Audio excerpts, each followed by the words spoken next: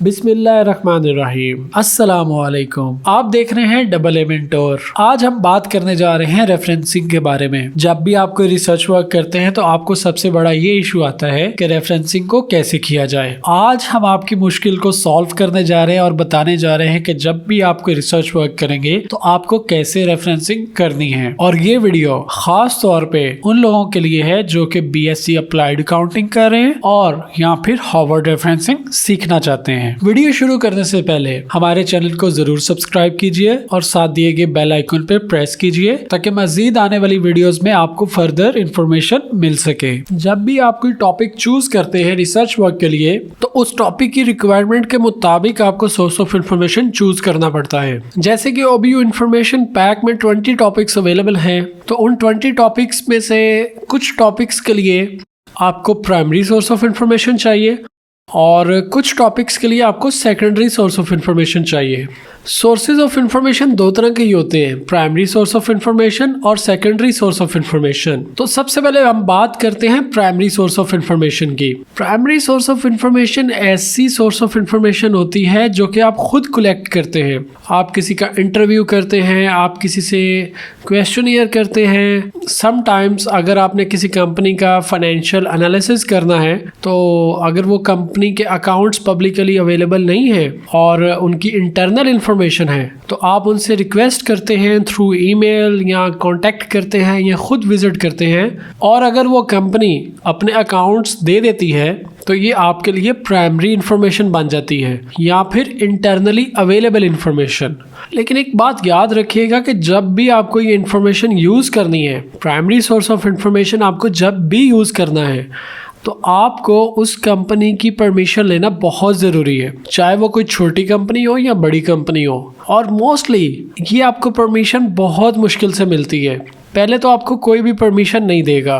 जैसे कि आप कोका कोला कंपनी के ऑफिस चले जाते हैं तो वो आपको अपनी इंफॉर्मेशन क्यों देंगे, उसके अकाउंट्स तो पब्लिकली अवेलेबल नहीं है। और आपको प्राइमरी सोर्स ऑफ इंफॉर्मेशन के ज़रिए रिसर्च वर्क करना बहुत मुश्किल हो जाएगा और आपका बहुत ज़्यादा टाइम वेस्ट होगा और शायद आप अपना रिसर्च वर्क कंप्लीट भी नहीं कर पाएंगे।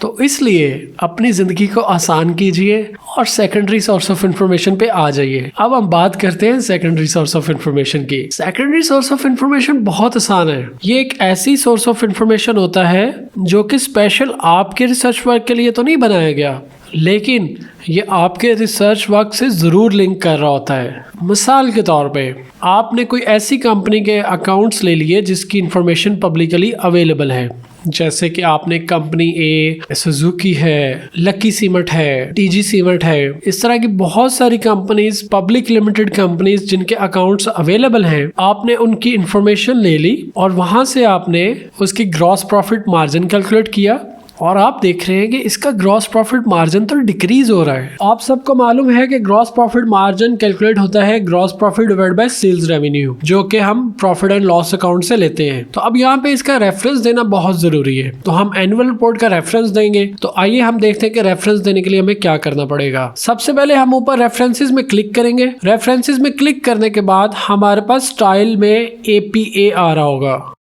हम इसको क्लिक करके हार्वर्ड एंजलिया कर देंगे। हार्वर्ड एंजलिया करने के बाद इंसर्ट साइटेशन पे क्लिक करके हम ऐड न्यू सोर्स में जाएंगे। ऐड न्यू सोर्स में जब जाएंगे तो यहाँ पे टाइप ऑफ सोर्स बुक आ रहा होगा, तो आप इसको वेबसाइट कर देंगे क्योंकि आप जो रेफरेंस ले रहे हैं वो किसी वेबसाइट से ले रहे हैं। हम दूसरी तरफ सुजुकी पाकिस्तान की वेबसाइट पे जाके एनुअल रिपोर्ट 2020 को ओपन कर लेते हैं। यहाँ पे इसके कॉर्पोरेट सेक्शन में और ये नीचे फाइनेंशियल रिपोर्ट्स पे क्लिक करेंगे तो एनुअल रिपोर्ट 2020 हमारे पास सामने खुल चुकी है। तो अब इसका हमने रेफरेंस देना है क्योंकि हमने जो ग्रॉस प्रॉफिट मार्जिन की बात कर रहे हैं वो 2020 की है, 2020 की। तो सबसे पहले हम यहाँ पे देखते हैं कि ऑथर कौन है। तो यहाँ पे तो हमें कोई इंडिविजुअल ऑथर नहीं मिल रहा है।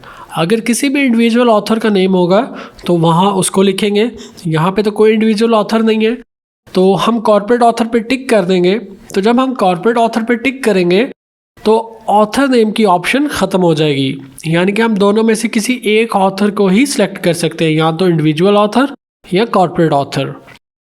तो हम कॉर्पोरेट ऑथर को टिक करके यहाँ पे सुजुकी पाकिस्तान लिखेंगे और नेम ऑफ वेब पेज लिखेंगे एनुअल रिपोर्ट, और ईयर में आएगा 2020, क्योंकि जो एनुअल रिपोर्ट आप ले रहे हैं वो 2020 की है, तो 2020 लिखना है आपने यहाँ पे। अब आगे आ रहा है ईयर एक्सेस्ड, यानी कि जिस ईयर में आप इस रिसर्च वर्क को कर रहे हैं वो आपने लिखना है। तो यहाँ पे आएगा 2022। उसके बाद मंथ एक्सेस्ड में आप जिस मंथ में रिसर्च कर रहे हैं उसको लिखेंगे, जैसे कि हम इस पर लिखते हैं मार्च। और डे एक्सेस्ड में जिस डे को आप रिसर्च कर रहे हैं, यानी कि आज क्या डेट है 24, तो यहाँ पे 24 आ जाएगा। और यूआरएल में जिस यूआरएल या जिस वेबसाइट से आप इसको रेफरेंस को ले रहे हैं उसका यूआरएल कॉपी पेस्ट यहाँ पे कर देंगे, और उसके बाद ओके का बटन दबाएंगे तो हमारे पास सामने ये रेफरेंस पुट हो जाएगा।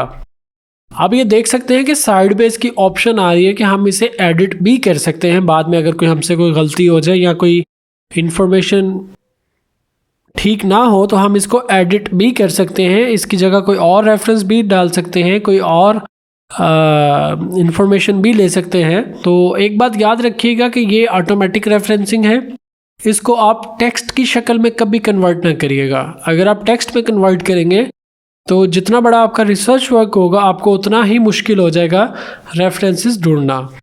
अब जैसे ही मैं पैराग्राफ को सिलेक्ट करता हूँ तो यहाँ पे ये हाईलाइट कर देता है कि यहाँ पे रेफरेंस कहाँ पे है, तो आपको पूरे पैराग्राफ में आसानी से पता चल जाएगा कि आपने इस पैराग्राफ में कितने रेफरेंसेस डाले हैं। कभी कभी ऐसा होता है कि जब आप रेफरेंसिंग कर रहे होते हैं तो आपका जो रेफरेंस होता है उसके मल्टीपल ऑथर होते हैं, यानी कि 2 या 2 से ज़्यादा उसके ऑथर होते हैं।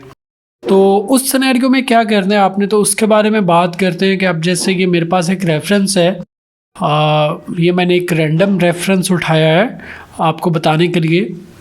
तो ये देखिए इसके 2 ऑथर हैं, तो आइए हम इसको ऐड करते हैं। तो सबसे पहले हम क्या करेंगे, सेम ऐड न्यू सोर्स पे करेंगे क्लिक। तो ऑथर में आगे हमारे पास ऑप्शन आ रही है एडिट की, हम एडिट पे क्लिक करेंगे। एडिट पे क्लिक करने के बाद हम फर्स्ट नेम लिखेंगे और लास्ट नेम लिखेंगे और उसके बाद ऐड पे क्लिक कर देंगे। तो ये एक ऑथर हमारा जो है वो ऐड हो जाएगा। इसी तरह जो सेकंड ऑथर है उसका भी हम फर्स्ट नेम और लास्ट नेम लिखेंगे और उसके बाद ऐड के बटन को क्लिक कर देंगे, देन ओके पे प्रेस कर देंगे। आप देख सकते हैं कि उसने खुद ही नेम की एडजस्टमेंट कर लिया और आपके 2 ऑथर जो हैं वो ऐड हो चुके हैं। और ये कॉर्पोरेट ऑथर्स नहीं है, ये इंडिविजुअल ऑथर्स हैं।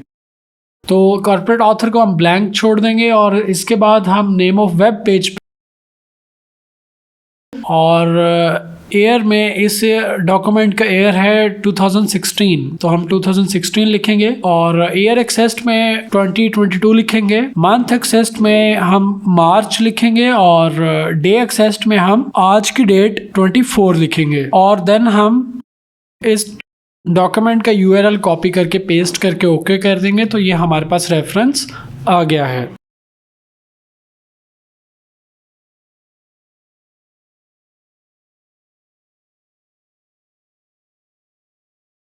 तो आखिर में हम बात करते हैं लिस्ट ऑफ रेफरेंसेस की। लिस्ट ऑफ रेफरेंसेस में एक बात याद रखिएगा कि आपने अभी तक इस डॉक्यूमेंट में 2 रेफरेंस ऐड किए हैं। तो समटाइम ऐसा होता है कि एक रेफरेंस को आपको बार बार यूज़ करने की ज़रूरत पड़ती है। जैसे कि आपने एनुअल रिपोर्ट 2020 का रेफरेंस दिया है, तो आप अगर 2020 की कोई और बात करेंगे तो आपको सेम रेफरेंस देना पड़ेगा। तो आप दोबारा ऐड न्यू सोर्स की लिस्ट में जाके देखेंगे कि वो रेफरेंस ऑलरेडी ऐड है, आप उस पर क्लिक करेंगे तो वो रेफरेंस दोबारा प्लेस हो जाएगा। लेकिन यहाँ पे ये याद रखना ज़रूरी है कि आप एक ही रेफरेंस को अगर मल्टीपल टाइम्स भी यूज़ कर रहे हैं तो वो लिस्ट ऑफ रेफरेंसेस में एक ही काउंट होगा। तो हम एक्सपेरिमेंट के तौर पे ये जो 2 रेफरेंस हमने ऐड किए हैं उन्हें 3 टाइम्स दोबारा ऐड करते हैं ऐड न्यू सोर्स की लिस्ट में से। तो ये देखिए मैं क्लिक करके इन्हें 3 टाइम्स ऐड कर दिया। तो अब मैं लिस्ट ऑफ रेफरेंसेस जनरेट करने जा रहा हूँ। मैं रेफरेंसेस पे क्लिक करता हूँ, बिब्लियोग्राफी पे मैंने क्लिक किया, सेकेंड पे आ रहा है रेफरेंसेस और ये रेफरेंसेस में आप देख सकते हैं कि मेरे पास 2 रेफरेंसेस ही आए हैं। इसका मतलब आप किसी भी रेफरेंस को अगर मल्टीपल टाइम्स भी यूज कर लेते हैं तो वो लिस्ट ऑफ रेफरेंसेस में वो एक ही काउंट होता है। अगर आप डिफरेंट रेफरेंसेस यूज करेंगे तो ही आपका रिसर्च वर्क ज्यादा अच्छा होगा। समटाइम्स ऐसा भी होता है कि आपने कोई रेफरेंस ऐड कर दिया और बाद में आप उसे बैक स्पेस करके डिलीट कर देते हैं, तो वो फिर भी आपकी लिस्ट ऑफ रेफरेंसेस में जरूर आएगा। क्योंकि आप उसको तो उस सोर्स को तो ऐड कर चुके हैं और ऐड सोर्स की लिस्ट में भी देख सकते हैं कि वो वहाँ पे मौजूद होता है। तो उस सिचुएशन में उस रेफरेंस को कैसे डिलीट किया जाए तो ये आपको बता देते हैं। जैसे कि ये मैंने एनुअल रिपोर्ट का रेफरेंस डिलीट कर दिया और आप देख सकते हैं कि ये ऐड न्यू सोर्स में अभी भी आ रहा है और दोबारा अगर मैं लिस्ट ऑफ रेफरेंसेस को अपडेट कर रहा हूँ तो फिर भी एग्जिस्ट कर रहा है, हालांकि मैंने तो इसे डिलीट कर दिया है। इस सूरत में क्या करना है कि मैं मैनेज सोर्सेज में जाऊंगा और इसको क्लिक करने के बाद लेफ्ट साइड पे मेरे पास एक मास्टर लिस्ट है। मास्टर लिस्ट वो लिस्ट है जो रेफरेंसेस आज तक मैं अपने वर्ड में यूज कर चुका हूँ, जब से मैं ये कंप्यूटर यूज कर रहा हूँ और आज तक। और राइट साइड पे करंट लिस्ट है। करंट लिस्ट वो लिस्ट जो मैं इस डॉक्यूमेंट में रेफरेंसेस यूज कर रहा हूँ। तो आप देख सकते हैं कि यहाँ पे 2 रेफरेंसेस ऐड हैं, लेकिन एक के ऊपर टिक है और एक के ऊपर टिक नहीं है। क्योंकि जिसके ऊपर टिक नहीं है वो एनुअल रिपोर्ट का रेफरेंस है, वो पहले मैंने ऐड किया था, यूज़ किया था, लेकिन उसको डिलीट कर दिया। तो टिक ना होने का मतलब ये है कि वो ऐसा रेफरेंस मैंने ऐड किया हुआ है जिसको मैंने इस डॉक्यूमेंट में यूज़ नहीं किया है। तो मैं इसके ऊपर क्लिक करके इसको डिलीट कर देता हूँ। डिलीट करने के बाद मैं क्लोज पे क्लिक कर देता हूँ। तो अब मैं लिस्ट ऑफ रेफरेंसेस को अपडेट करता हूं तो आप देख सकते हैं कि मेरा एक रेफरेंस गायब हो चुका है और एक रेफरेंस बाकी है। तो ये था, आपको डिटेल रेफरेंसेस के बारे में आपको बता दिया है कि आपने रेफरेंस कैसे ऐड करना है, उसको कैसे मैनेज करना है, उसको कैसे डिलीट करना है। अगर फिर भी आपको कोई बात पूछनी हुई या कोई हेल्प चाहिए हो तो आप फेसबुक पे मैसेज कर सकते हैं, नीचे लिंक मेंशन है। आप चैनल को ज़रूर सब्सक्राइब कीजिए, वीडियो को लाइक कीजिए और ज़्यादा से ज़्यादा शेयर कीजिए ताकि आपके दोस्त भी इससे फ़ायदा उठा सकें। और ख़ुसूसन हम OBU BSc अप्लाइड अकाउंटिंग के लिए मज़ीद एक नई वीडियो लेके आएंगे। ये वीडियो बहुत मेहनत से बनाई गई है, चैनल को ज़रूर सब्सक्राइब कीजिएगा। अपना बहुत सारा ख्याल रखिएगा, दुआओं में याद रखिएगा। AA मेंटोर को इजाज़त दीजिए। अल्लाह हाफ़िज़।